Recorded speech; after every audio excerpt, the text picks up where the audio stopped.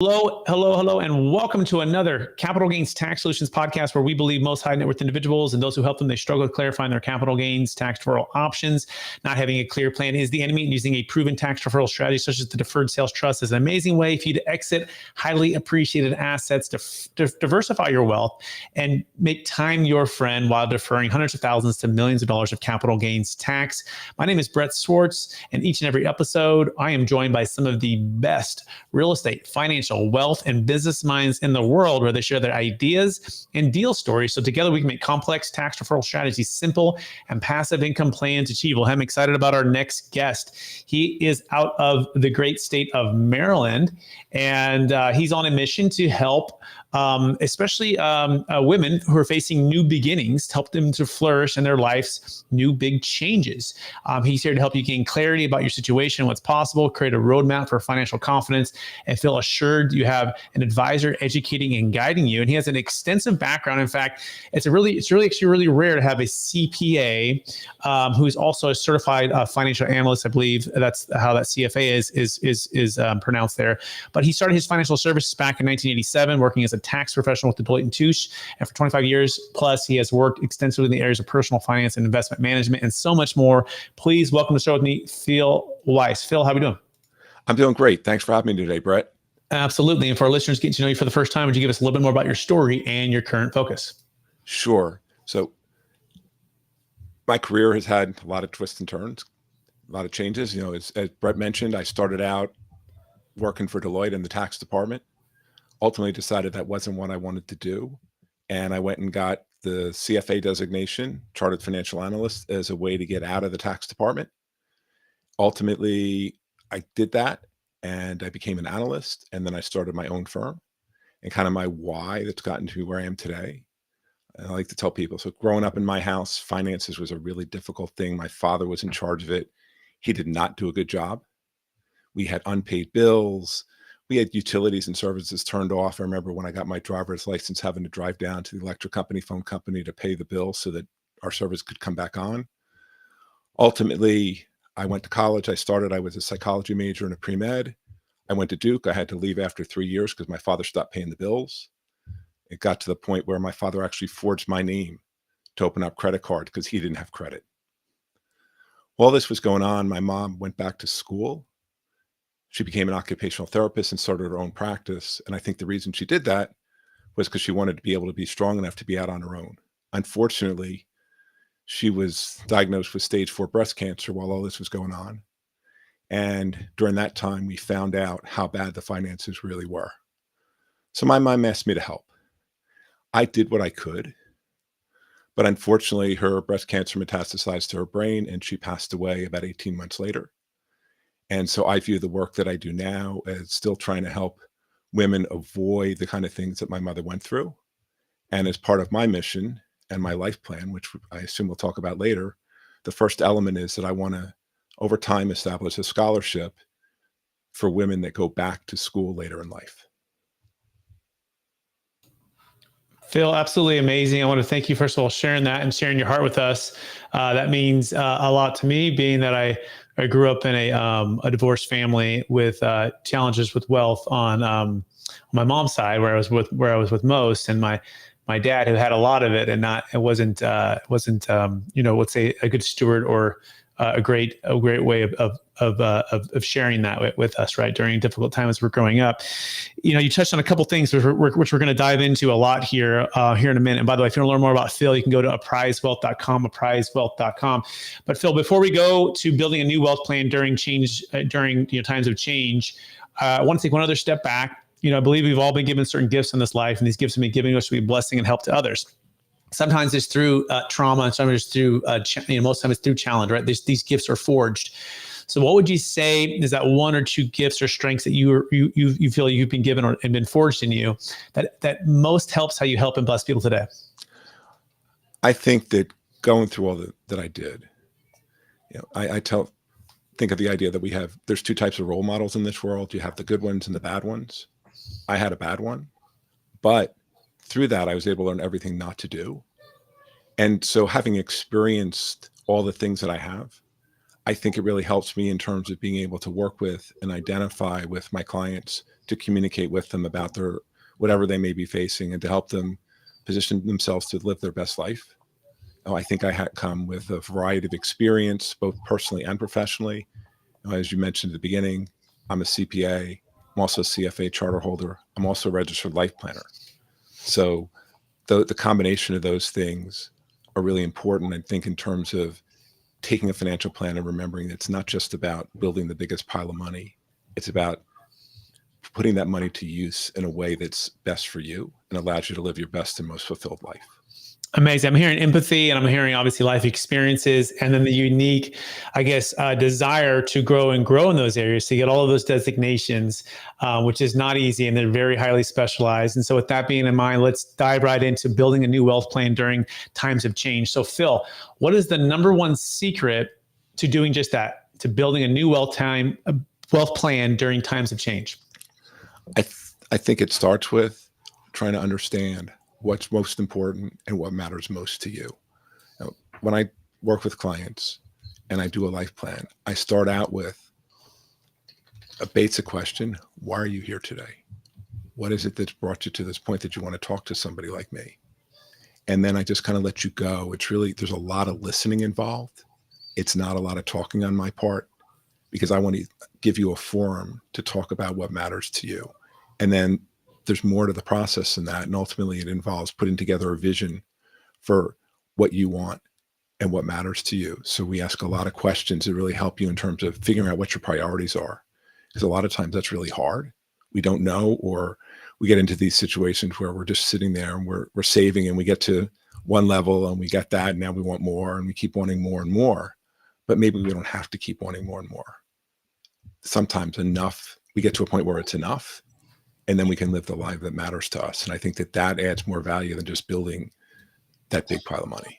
Okay. So it sounds like, first of all, starting with listening on a deep level for why are they even, coming to you in the first place, right? And clarifying if they have a clear vision for where they want to go as well, and what really matters most to them. And that's kind of starts to build the foundation of where you're going to go. Is that a fair summary so far, Phil? Yes, that's a great summary, and it shows that you're a good listener too, Brett. Okay, excellent. So what's the number two secret to building a new wealth plan during times of change? So I think once we've identified those things that matter, now it's taking action, right? Sometimes we set out these goals and these things we're going to do, and we make steps that are too hard to identify with, too hard to do. So we want to set some goals that we can accomplish. It's like if you want to lose weight and you just have a general goal that says, I want to lose weight. It's really hard to do that. But if you say, I want to lose X number of pounds per month, or you set a goal and you make positive strides towards it, it becomes a lot easier to achieve that goal. It's like when I wanted to get onto a regular exercise plan, it started with simple things like, let's exercise 1 day a week. And then somebody said, let's set yourself up for success too. So it became putting my clothes out that I was going to wear in the morning when I got on the elliptical the night before. So that way, when I woke up, I saw them, and I'd already made the commitment to doing that when I woke up the night before. And it's a lot easier to follow through on our commitments when we take steps like that to help. Okay. So then it sounds like it's setting small, measurable goals, and also small measurable steps to achieve those goals, and trying to make it as simple as possible. Is that a fair summary so far? Yes, it is. So could you apply that to finances, right? Because now my mind goes to, okay, great. So Phil, give us maybe a deal story or the client story where you gave some specific small steps in the context of what they were trying to achieve. Sure. So I'm going to take an example. It may not exactly fit to what you just described, but I think the overall message will work. So I said I became a registered life planner. That's a designation that I earned this year. And it's an experiential process. And when I went through the process, I created my own life plan, and I shared it as part of my blog on my website. And one of my clients that I've been working with for a while, she emailed me as I was going through the process and said, Phil, I'm feeling so stressed at work. I don't know what to do. I've taken family leave. I'm taking 12 weeks off. I don't know if I'm going to go back. I don't know what any of it means, but I have to do it. And I started to email a response. So I said, no, that's not the right thing in this case. So I called her up to find out what was really going on. And I said, let's do your life plan. Let's see what happens. And then we started that process. And then she read my life plan. And she's the line that I shared before that said to me, Phil, I've been sitting here trying to build the biggest pile of money and I never knew why, what it was for. So we went through her life plan. And the situation for them was that her and her husband both had good paying jobs and they lived on only one salary. So they had put away a lot of money. So what we did through the process was we realized that she didn't have to work. She could change and do things that she wanted instead of going to this job that was really stressing her out. She had other stresses in her life too, because she had one child that had started college and another that's going to be going soon. We took away a lot of the stress. Now when I talk to her, it's like she's an entirely different person. She looks different. She sounds different. It's very different. You know, if I go back and think of a more specific example, I have a couple that came to me when I first started my practice, and they had a lot of debt. They had all kinds of credit card debt. They had student loan debt, all those things. And we put in a plan to pay down the credit card debt.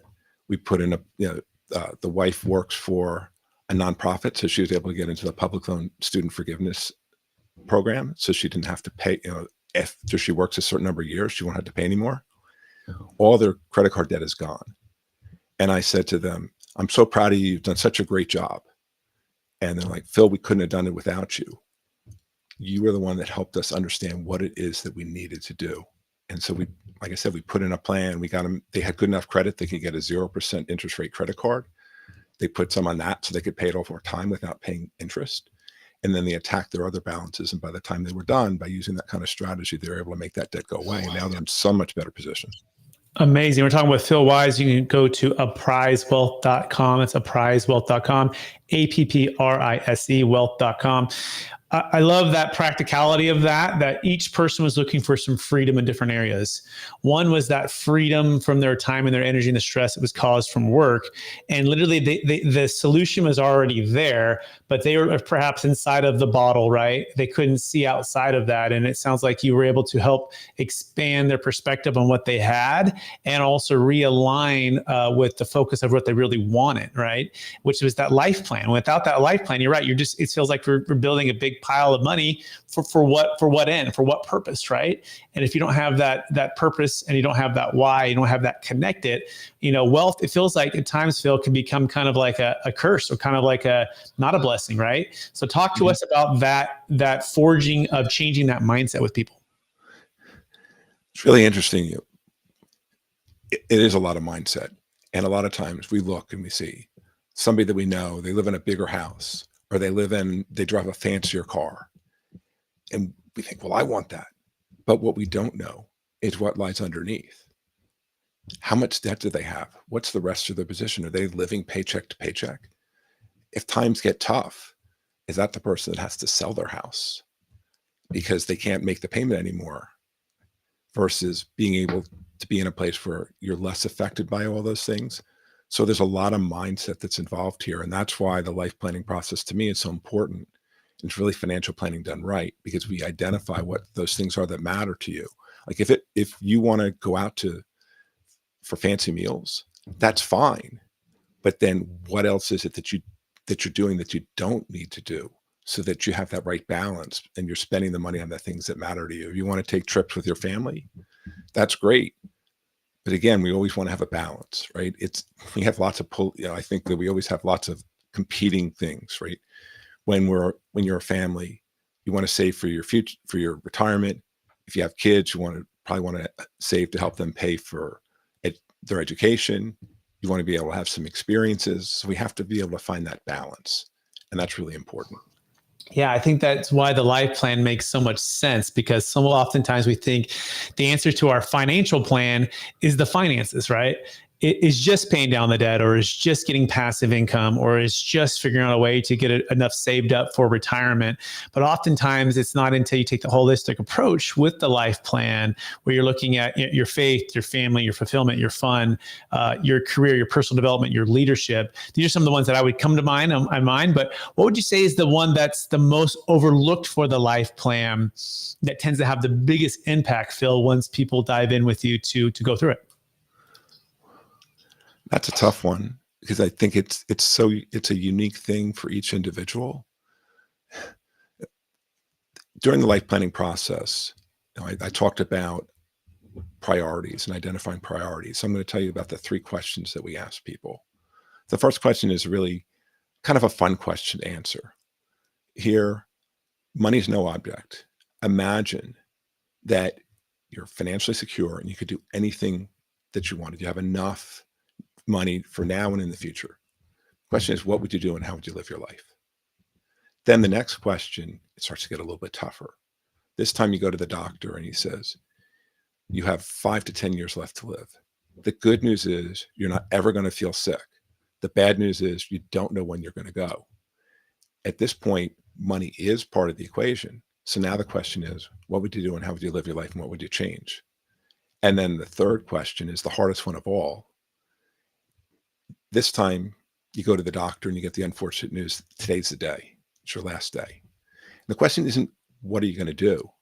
It's, what did you not get to do and who did you not get to be? And some people view that as thoughts of regret. What do you regret? I don't view it that way. I view it as it's avoiding regret. What are the things that I can identify that really matter to me that I could start doing now so that I don't end my life not having done them? So I mentioned the scholarship that I want to set up, and I've started funding that earlier this year.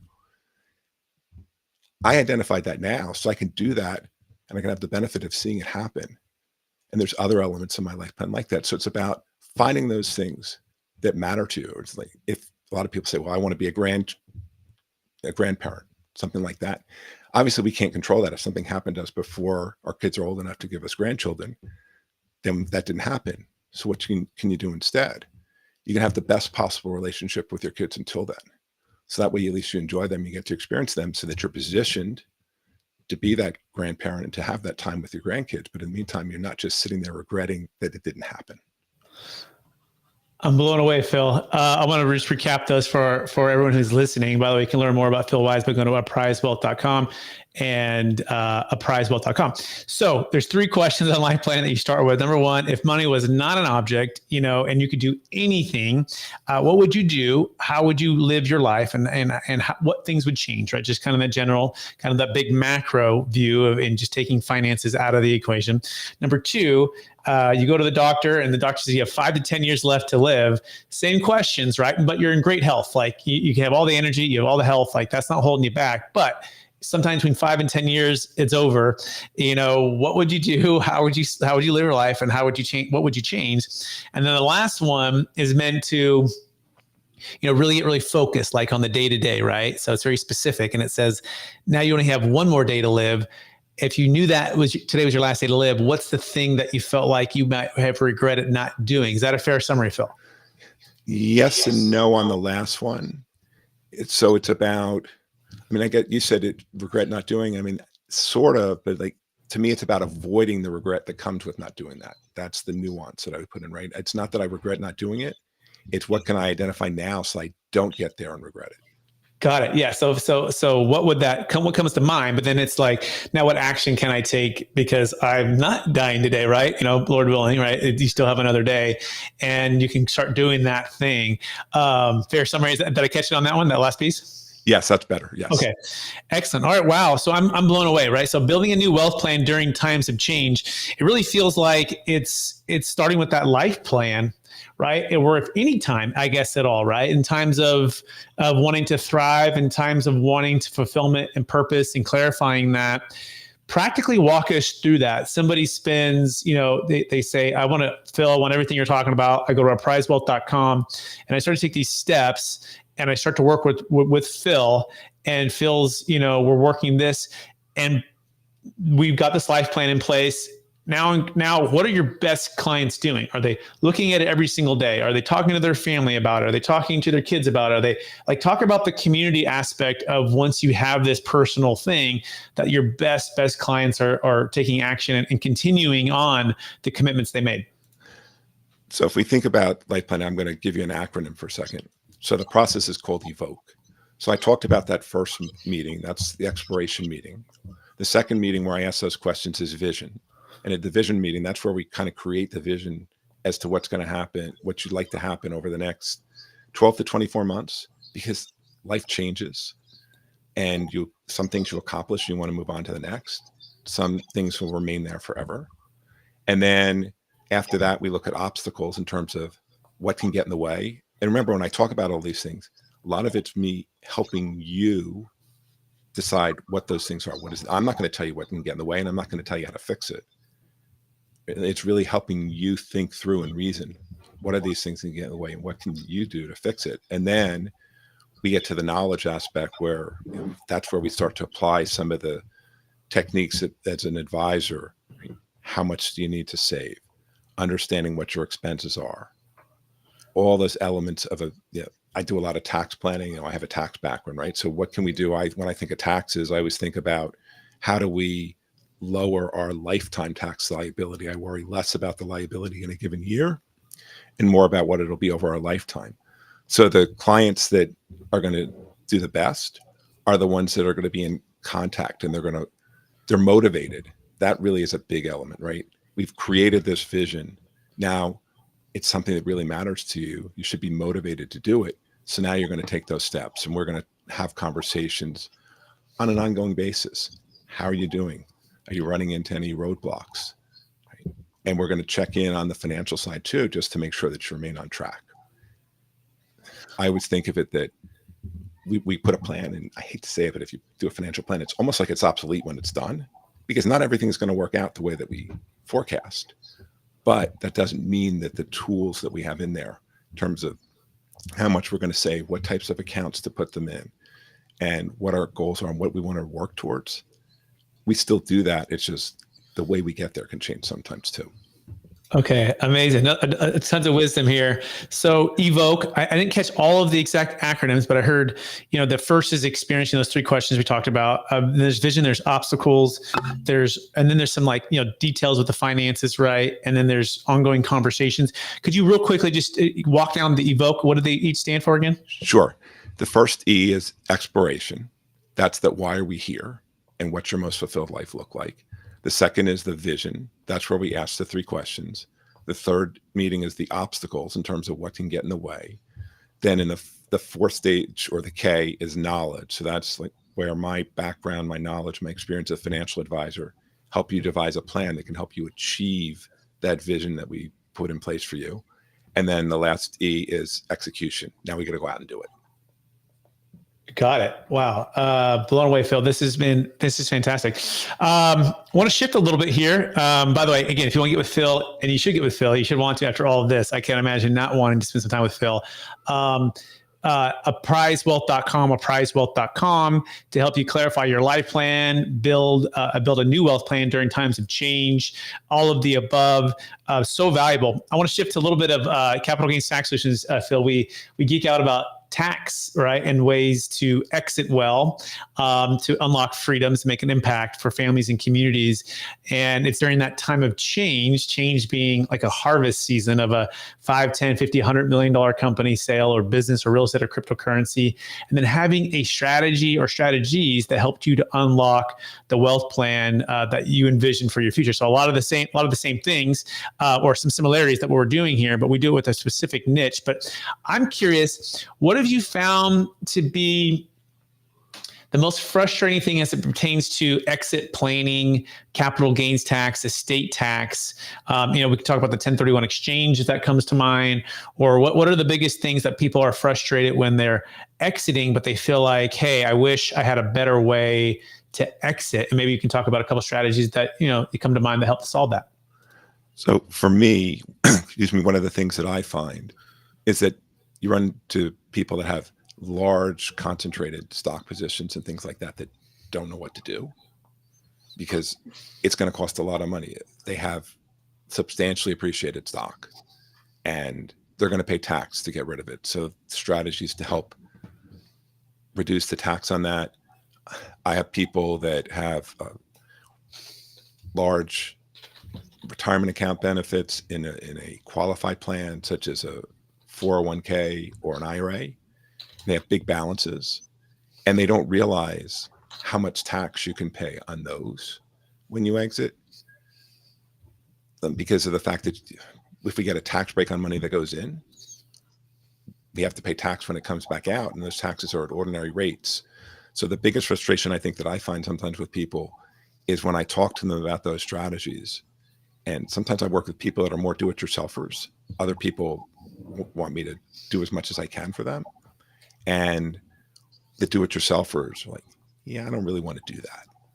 But if they don't, they're going to have a lot of taxes later in life. They could end up paying much higher tax rates. They could end up paying higher Medicare premiums. And I like to think I wrote a blog called How Roth Conversions Can Benefit You, Your Surviving Spouse, and Your Heirs. Because if you think about it, when we're a couple, we're taxed at a joint tax rate. When one spouse goes, the survivor is going to be single. They're going to keep most of the income. One Social Security benefit will go away. If there's pensions or something like that, they may or may not go away. But all the money in the retirement account is going to stay. And so then their tax rate's going to go up. So if we do Roth conversions before that happens, that helps. And then if you're fortunate and you've done the right things have happened with your kids, that money can pass to them at the end, and it can make their tax rate go up. So a lot of these things involve thinking ahead, as opposed to just thinking about the now. Yeah, no, very, very well put there. I want to focus like a laser on that public stock piece. I started out at Marcus and Millichap, who will buy and sell multifamily properties. And what we found is that people got frustrated with this 1031 exchange, being that it was highly appreciated assets, and they actually wanted to diversify maybe into some stocks or diversify into some other assets. They weren't so heavily concentrated into real estate, right? And the timing was right to sell, but then they end up having to overpay and buy a property within that short period of time because of the rules for the 1031. Likewise, we've had clients have highly appreciated stock positions, right? And they want to diversify out of it, and they want to sell high, or cryptocurrency, right? And so we've been able to do it using something called a deferred sales trust, where it works for public stock, private stock, cryptocurrency, business sales, real estate, primary homes. And in other words, we eliminate the need for the 1031 exchange, any asset of any kind. And not only does it on public stock eliminate or defer the capital gains taxes, but it eliminates the estate tax without any charity, without any gifting, without any life insurance. So I'm curious, have you ever heard anything like that before, Phil? And what are your thoughts as someone who's, your advanced tax background come to mind when you hear something like that? I admit that I'm not overly familiar with it, but what you're saying makes a lot of sense to me. When I think about those large stock positions, I also think about one of the things that's come into the play in the last couple of years is direct indexing. And direct indexing is a way that I can start to diversify some of those large positions, because instead of owning an S&P 500 index fund, I can basically own the S&P 500. And then there's software out there that can go and look and say, okay, here are some stocks that are losses within the S&P 500.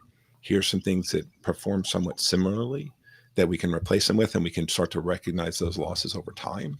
There are also exchange funds that you can put a large stock position into, get a more diversified stock position in return, things like that. So the principles that you're talking about sound similar. I mean, I am familiar with the 1031 exchanges. When you talk about the idea, like I had a client that had Apple stock that had 14-cent basis because it was bought 3 days after the IPO. And it's like one thing that was simple was, remember, we get the step up in basis. So as long as the position wasn't too dominant in their portfolio, you don't really want to do anything with it until after the person passes, because you're going to get that big step up in basis. And that's another way to avoid the gains tax there. Absolutely. And by the way, if you want to learn more about how to defer capital gains taxes on the sale of public stock, cryptocurrency, businesses, real estate, you can just go to capitalgainstaxsolutions.com. It's capitalgainstaxsolutions.com. Also works for cryptocurrency. We did, before the crypto crash, about $13.5 million. We actually wrote a book about it called Building a Capital Gains Tax Exit Plan. It hit #1 bestseller. In fact, Kevin Harrington from Shark Tank's in the book, and I had him on the podcast. And if you go back and listen to some of the other episodes, he was a board member on an energy drink called Celsius. And that particular energy drink went from about 26 cents a share to like $20+ per share. And so he had a huge capital gain on that stock. And the question for him was, what, you're telling me you can defer capital gains taxes on public stock? And the answer is yes, you can. You can learn more about that by going to capitalgainstaxsolutions.com. That's capitalgainstaxsolutions.com. That being said, Phil, are you ready for the lightning round? Yes, let's go. All right. Knowing what you know now, Phil, if you could go back to your 25-year-old self, what's the one golden nugget make sure to tell yourself to do? Start saving sooner. I said I had a lot of financial issues growing up. That made me wait. I wish time in the market matters more than timing the market. The sooner you can start off, the better. If you have kids, see if you can start them off before they even leave the house, right? You can start a Roth IRA for your child if they have earned income when they're teenagers or even younger. So start as soon as you can. That'd be the biggest thing I would tell myself. I love that. Question number 2, what's the number one book or podcast or YouTube channel that you've recommended the most in the past year? Number one book would be Psychology and Money by Morgan Housel. It takes a lot of financial concepts and puts them into terms that just about anybody can understand. He's a really good writer and really good at simplifying things. Excellent. Question number 3, what are you most curious about right now? So something we haven't talked about with my business is I'm planning to merge with another firm. I think it's got great possibilities and great potential. I'm curious to see if we're right. Hey, well, that's exciting. Well, congratulations on that. By the way, if you have a capital gains tax situation there, we help all the time with mergers and acquisitions with deferring that tax and actually being able to redeploy it back into new business ventures, all tax deferred, which is pretty cool. Question, I guess, number 4 or 5 here. What's your number one leadership quote or theme that you strive to live by? I would say that it's to treat everyone else the way that I want to be treated. Love that. And next question. This is for our AI revolution that's going on. What's the number one way that you use ChatGPT? Well, I blog every week. Some of my blogs, 1 out of every 3, it's a long form blog where I write a couple thousand words on a topic.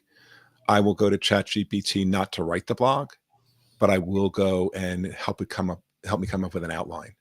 Or I actually did a recent webinar where I used it to help me with some of the marketing material in advance to talk about it. Like you input the information, then it gave me back some things that could be used on social media to help market. Yeah, I love that. Yeah, sometimes I just take it and I'll just talk into the into the app on my phone, and I'll say, "Hey, help me come up with a marketing idea for the webinar that I have coming up. That I'll be talking about this, and that." And it gives like a basic outline, and then I'm going in there and I'm editing. It just gets a lot of the thoughts like you would just record on a recorder, but you're recording it to ChatGPT, and it helps to put it on into a writing or an outline. I couldn't agree with you more. I think that's a great way to use it. Second to last question. Is this, or I guess number one question, I guess this is the last question. I think we're wrapping up here. We're kind of out of time. After all your success, helping all the people you've helped, Phil, build life plans and build financial plans and get freedom with their capital and their time and their energy, what would you say is the number one practice that you practice to stay centered in your values and stay encouraged to charge forward to reach even higher heights? I think the biggest thing for me is the discipline that comes with exercising every day, and also constant learning. Those would be the 2 things. And actually, I kind of tie those together because when I get on the elliptical, I have an elliptical that allows me, I know that a lot of people don't print the way they used to, but I still will print things that I can put on my elliptical and I read while I'm on the elliptical because I can keep a good pace. It's all hands free. And so it's constant learning and just having the discipline of a regular routine. When I miss that exercise in the morning, I feel it during my day. It's very different. Phil Weiss, I want to thank you for being on the show. I want to thank you for sharing so much wisdom in just 33 minutes here. I want to continue to keep using your gifts, being able to empathize, communicate, and help people to create amazing plans for their life and for their finances. I want to encourage you to keep taking the gifts of challenging past, right, with your father, and to continue to make a difference and impact for people's lives today. I know it means the world to me to be able to connect with you today, and thank you so much. For our listeners who want to get in touch with you, Phil, would you remind them one last time what's the best place for them to find you? The best place to find me is you can go to my website. It's Apprise Wealth, APPRISE wealth.com. I also have a free ebook. You can go to apprisewealth.com/ebook to download a copy. Amazing. Thank you so much, Phil, for being on the show. And also thank all of our listeners for listening to an episode of the Capital Gains Tax Solutions podcast. As always, we believe most high net worth individuals and those who help them, they struggle with clarifying their capital gains tax deferral options. Not having a clear plan is the enemy, and using a proven tax deferral strategy, such as the deferred sales trust, is an amazing way for you to exit public stock, businesses, real estate, save a failed 1031 exchange. In fact, we have the best 1031 exit plan. You can go to experttaxsecrets.com to get started there. Make sure if you're doing a 1031, you have us as a team to help you in case it fails. So you can default into the deferred sales trust, diversify your wealth, and time the market a little bit better rather than just going into the real estate market that can be highly priced. And so go to experttaxsecrets.com for that. And the last thing is check out the book, Building a Capital Gains Tax Exit Plan. Hit #1 bestseller on Amazon. You can check that out by going to Amazon and searching Building a Capital Gains Tax Exit Plan, or go to our website, capitalgainstaxsolutions.com. We so appreciate everyone out there. And